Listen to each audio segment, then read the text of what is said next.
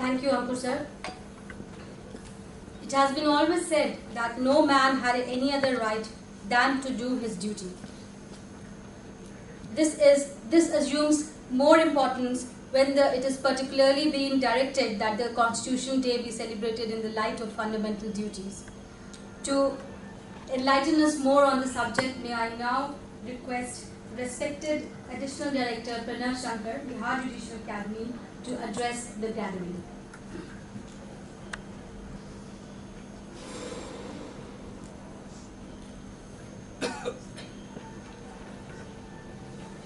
A very good evening to all. Respected Director, Bihar Judicial Academy, respected District and Session Judge, Patna, respected Member Secretary, Bihar State Legal Services Authority, esteemed Family Judge, Civil Court, Patna, esteemed President, Patna City Bar Association, respected seniors, my dear colleagues, dear juniors, members of the Academy and members of the press. It gives me immense pleasure to speak before this august gathering on this occasion of Constitution Day, which is also known as Law Day. Our previous speakers have already dwelled on the history as to how and why we are celebrating Law Day. Just to add up more to it, in 1979, the then President of Supreme Court Bar Association, Sri late Lakshmimal Singhvi, it was he who had proposed that Law Day be celebrated, and his proposal was accepted by the then Chief Justice, Honorable Chief Justice India, and Law Day was celebrated. It was only in 2015 that for the first time the Government of India recognized this and it issued a gazette notification to the effect that Constitution Day be celebrated, and so we have this Law Day / Constitution Day celebration. And this is how we are celebrating the Constitution Day.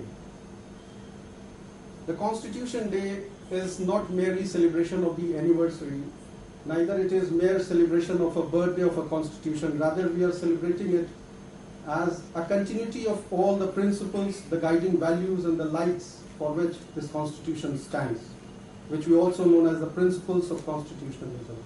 And what are these principles of constitutionalism?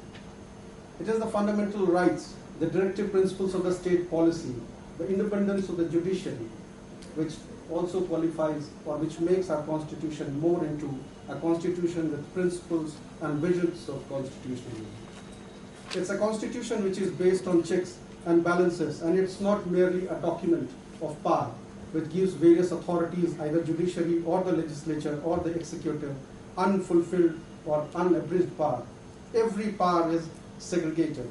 It is within certain norms.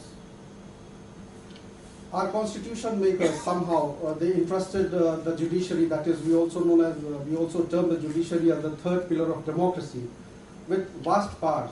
And judiciary is not only given with adjudicatory powers, but judiciary is also given powers to look after the rights, the fundamental rights of the people. Article 32, Article 226 of the Constitution of India vests lots of power in our constitutional courts, so that the executive, or for that matter any other organization, does not trample upon our power.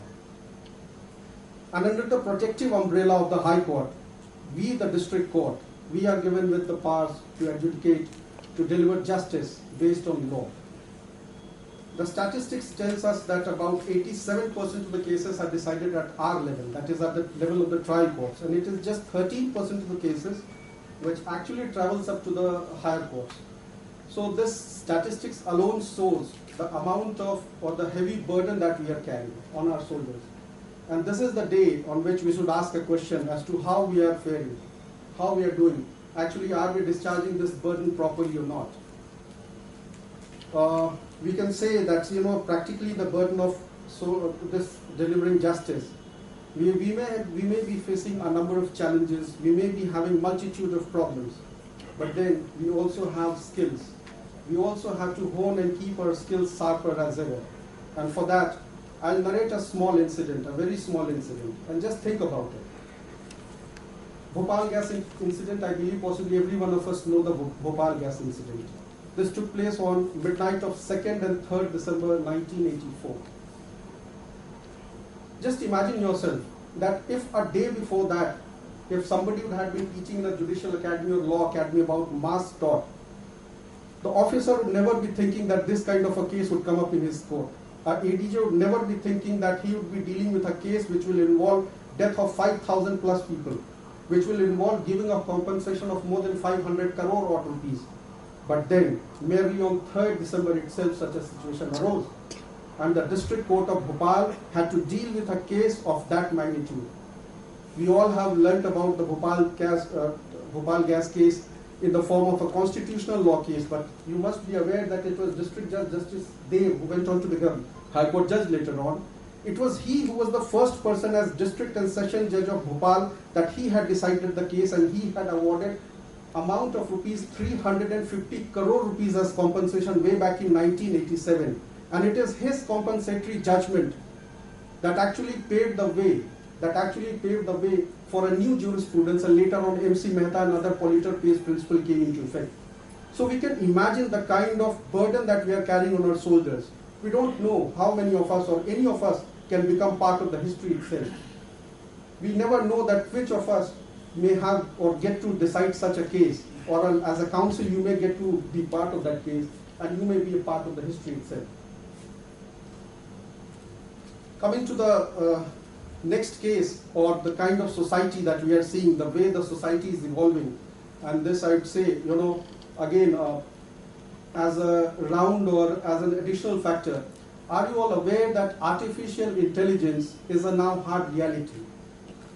Different Western countries are now having vehicles which are moving without drivers, and soon this will become a reality in this country also. So just imagine the kind of motor vehicle cases that would come up.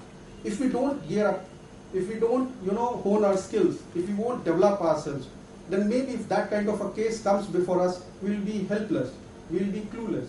So it's an occasion where if we want to subvert, or if we want to uphold the rule of law, we have to also hone our skills in order to impart justice.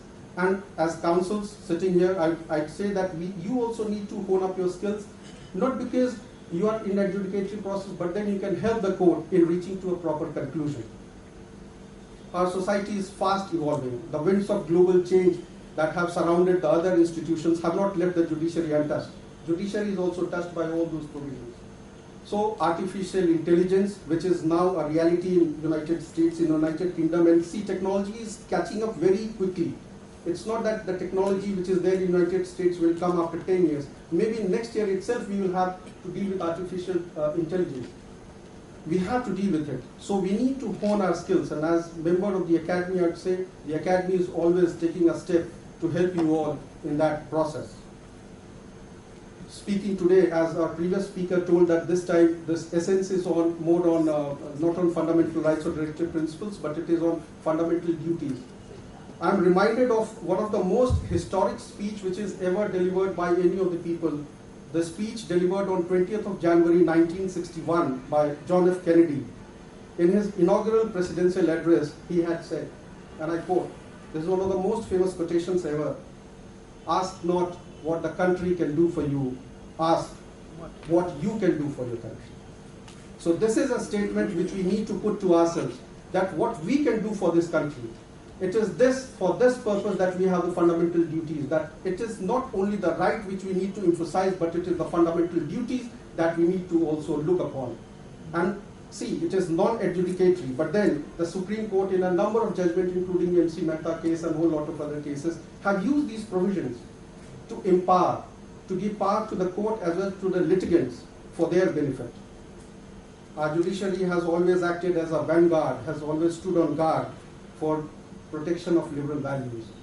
Considering the high expectations and hopes that the common man has with us, or they have in us, I would end this speech with an expectation and a hope that we collectively continue to improve, and we collectively keep on, protecting the rights of the common people.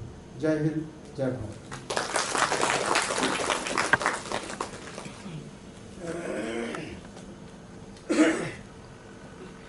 Thank you, Pranav sir, for that enlightening piece.